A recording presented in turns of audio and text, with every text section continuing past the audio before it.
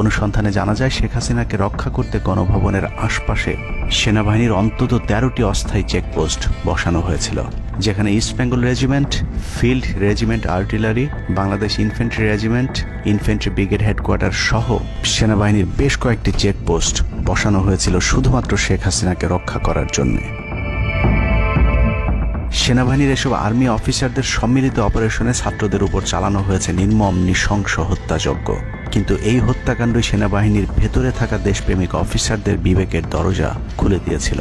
20 থেকে 23 জুলাই ইন্টারনেট বন্ধ করে যে পৈশাচিক হত্যাকাণ্ড চালানো হয়েছে, সেই দৃশ্য যখন একের পর এক সামনে আসতে শুরু করেছিল, তখন সাধারণ মানুষ যেভাবে স্তম্ভিত হয়েছিল, ঠিক একইভাবে সেনাবাহিনীর বিবেকবান জুনিয়র এবং মধ্যম সারির অফিসারদেরকেও ব্যাপকভাবে নাড়া দেয়। ভিডিওগুলো যত ছড়িয়ে পড়ছিল ততই থমথমে হয়ে উঠতে থাকে সেনাবাহিনীর অভ্যন্তরীণ পরিবেশ। 27 তারিখ প্রাপ্ত গোয়েন্দা তথ্যের ভিত্তিতে সেনাপ্রধানকে জানানো হয় পরিস্থিতি নিয়ন্ত্রণের বাইরে চলে যাচ্ছে। কোনো অবস্থাতেই প্রধানমন্ত্রীকে ক্ষমতায় রেখে পরিস্থিতি নিয়ন্ত্রণ করা সম্ভব নয়। গোয়েন্দা ওই রিপোর্টে আরও জানানো হয় সেনাবাহিনীর ভেতরে বিদ্রোহের আশঙ্কা দেখা দিয়েছে। বিশেষ করে মধ্যম সারি এবং জুনিয়র অফিসারদের ভেতর ব্যাপক অসন্তোষ লক্ষ্য করা যায়। একই রিপোর্ট প্রধানমন্ত্রীর অফিসকেও অবহিত করা হয়। সেই রিপোর্টের পরেও কঠোর অবস্থানে যাবার সিদ্ধান্ত নেওয়া হয় সরকারের পক্ষ থেকে। এদিকে গোয়েন্দা রিপোর্টের প্রেক্ষিতে সেনা ইউনিটের মধ্যম সারি, জুনিয়র অফিসার এবং সৈনিকদের উপর কঠিন সামরিক গোয়েন্দা নজরদারি চলতে থাকে, যে কারণে প্রচণ্ড ক্ষোভ থাকলেও কোনো ধরনের পূর্ব প্রস্তুতি ও পারস্পরিক যোগাযোগ না থাকায় সেনাবাহিনীর দেশপ্রেমিক অফিসার ও সৈনিকেরা কিংকর্তব্য বিমূঢ় হয়ে পড়েন। 27-28 দুই দিন এভাবেই টান উত্তেজনার মধ্য দিয়ে কেটেছে। 29শে জুলাই শেখ হাসিনাকে পরিস্থিতি সম্পর্কে ধারণা দিতে সেনাপ্রধান সারা দেশের অফিসারদেরকে নিয়ে সেনা সদরের হেলমেটে একটি ভিডিও টেলিকনফারেন্সে দরবার গ্রহণ করেন। সেই কনফারেন্সে অপারেটরের অসাবধানতাবশত স্ক্রিনে হঠাৎ করে ক্যামেরা টার্ন অফ করা HPM নামে একটি বক্স ভেসে উঠেছিল। এরপরে উপস্থিত অফিসারেরা হাসিনার উপস্থিতির বিষয়টি বুঝে ফেলেন। অনেকের ধারণা শেখ হাসিনা উপস্থিত আছেন এটা বোঝাতেই HPM বক্সটি সবাইকে দেখানো হয়েছিল, যেন কেউ কোনো ধরনের অভিযোগ করতে না পারেন। কিন্তু সবাইকে অবাক করে বেশ কয়েকজন অফিসার তাদের ক্ষোভের কথা জানান। এর মাঝে রাজশাহী CMH এর একজন মেজর র্যাঙ্কের নারী চিকিৎসক 19 থেকে 23 তারিখ পর্যন্ত চলা ছাত্র হত্যার বিভীষিকাময় বর্ণনা তুলে ধরে আবেগী এক বক্তব্য দেন। সূত্র জানিয়েছে এ সময় সেনাবাহিনীর কয়েকজনকে কাঁদতে দেখা গেছে। একদিকে সেনাবাহিনীর উচ্চপদস্থ অফিসারদের মারমুখী অবস্থান, অন্যদিকে বেশিরভাগ জুনিয়রদের নিষ্ক্রিয়তার মধ্য দিয়ে সেনাবাহিনীতে স্পষ্ট দুটি ভাগ লক্ষ্য করা যায়। এরই মধ্যে সেনাবাহিনীর কাছে প্রাপ্ত গোয়েন্দা তথ্য অনুযায়ী যে কোনো সময় সেনাবাহিনীতে বিদ্রোহ দেখা দিতে পারে। বিশেষ করে লেফটেন্যান্ট কর্নেল থেকে নিচের অফিসারদের ভেতর ব্যাপক ক্ষোভের বিষয়টি গোয়েন্দা প্রতিবেদনে জানানো হয়। সেই প্রেক্ষিতে 3 তারিখ শর্ট নোটিসে আরেকটি টেলিকনফারেন্স কল করা হয়। মূলত ওই রিপোর্টের প্রেক্ষিতে হাসিনার বিশ্বস্ত ওয়াকার হাসিনা থেকে মুখ ফিরিয়ে নেন, কারণ হাসিনাকে বাঁচাতে গিয়ে তিনি নিজের জীবন বিপদে ফেলতে চাননি। 3 তারিখ কনফারেন্সের শুরুতেই সবাইকে ঠান্ডা রাখতে একটি মোনাজাত করা হয়েছিল। যে মোনাজাতে গুরুত্বপূর্ণ একটি দোয়া ছিল, রাব্বানা লা তাজআলনা মাআল কওমিজ জালিমিন, অর্থাৎ হে আল্লাহ, আমাদেরকে জালিম সম্প্রদায়ের অন্তর্ভুক্ত করবেন না। এ সময় পুরো দরবার রুমে পিন পতন নীরবতা লক্ষ্য করা গেছে। মূলত এই মোনাজাতের মধ্য দিয়ে ফয়সালা হয়ে যায় সেনাবাহিনী কাদের পক্ষে দাঁড়াবে। সেনা সূত্র থেকে পাঠানো এসব তথ্যে উঠে এসেছে সেনাবাহিনী কোন কোন এলাকায় ছাত্র জনতার উপর গুলি চালিয়েছিল এবং কতটা পরিকল্পিতভাবে মানুষ হত্যার ছক কষা হয়েছিল। 4 তারিখও সেনাবাহিনীর ভূমিকা ছিল অত্যন্ত অস্পষ্ট। কিছু জায়গায় সেনাবাহিনী ছাত্রদের পক্ষে, আবার কিছু জায়গায় ছাত্রদের উপর গুলিও চালিয়েছে। 4 আগস্ট সবার প্রথম 24 ডিভিশন চট্টগ্রামের GOC lieutenant general Mainur Rahman তার বাহিনীকে ছাত্রদের পাশে দাঁড়ানোর নির্দেশ দেন। 5 তারিখ সকাল পর্যন্ত আর্মির ভূমিকা ছিল অত্যন্ত সন্দেহজনক।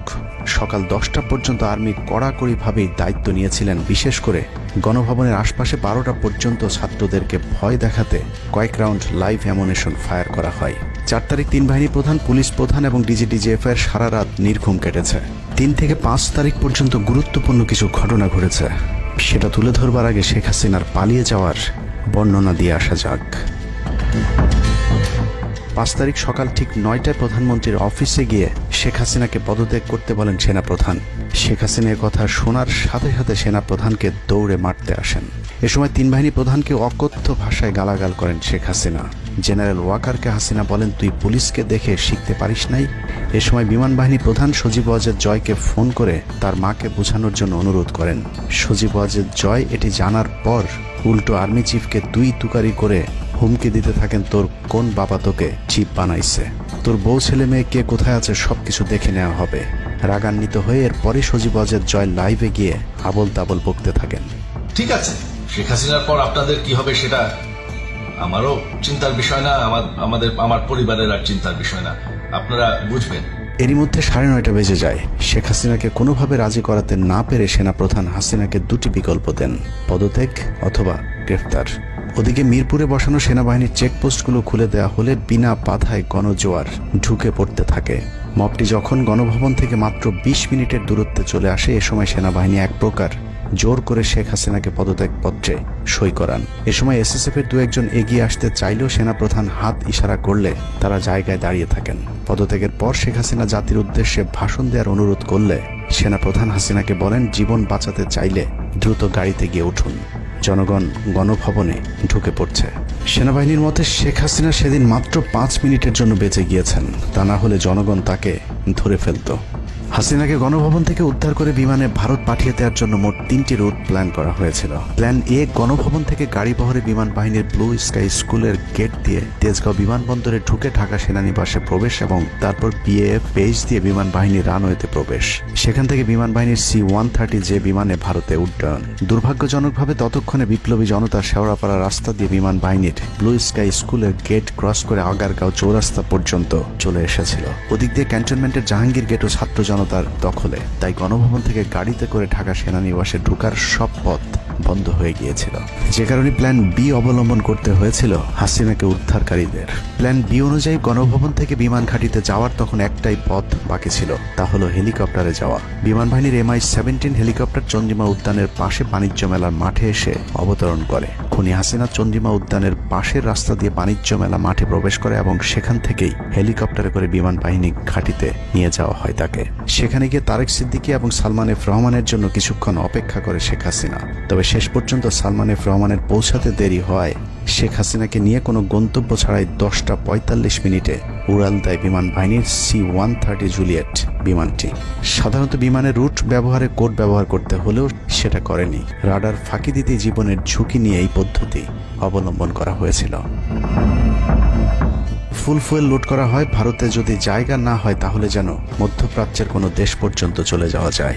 মোট 9 জন পাইলটকে নিয়ে বিমানে ওঠানোর পর কোনো ধরনের নির্দেশনা বা ম্যাপ প্ল্যানিং ছাড়াই পাইলটদেরকে বলা হয় টেক অফ করতে।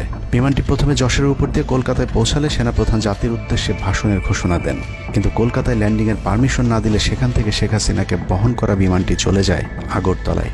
আগরতলায় পারমিশন না পেয়ে আবারও দিল্লির দিকে উড়াল দেয়। সেখান থেকে দিল্লি গেলে সেখানেও রিফিউজ করা হয়। দিল্লি বিমানবন্দরে নামতে না দিলে অনিশ্চয়তা দেখা দেয় শেখ হাসিনাকে বহন করা বিমানটির ভারতে অবতরণ নিয়ে। বিমানের একজন পাইলটের বরাত দিয়ে জানা যায়, এভাবে উদ্দেশ্যহীনভাবে দীর্ঘক্ষণ ঘুরতে থাকার পর জরুরি অবতরণের সিদ্ধান্ত নেওয়া হয়। তবে জরুরি অবতরণের ঠিক আগ মুহূর্তে দিল্লির গাজিয়াবাদ এয়ারবেজে নামার অনুমতি পায় C-130 জুলিয়েট, যেখানে অজিত ধওয়াল তাকে রিসিভ করেন। অবতরণে জটিলতার কারণেই 5 তারিখ সেনাপ্রধান জাতির উদ্দেশ্যে ভাষণ দিতে বারবার দেরি করছিলেন, কারণ তিনি নিশ্চিত হতে চাচ্ছিলেন শেখ হাসিনা ভারতে অবতরণ করেছেন। তারপরই বাংলাদেশের মানুষ মুক্তি পায় এক ফেরাউনের হাত থেকে।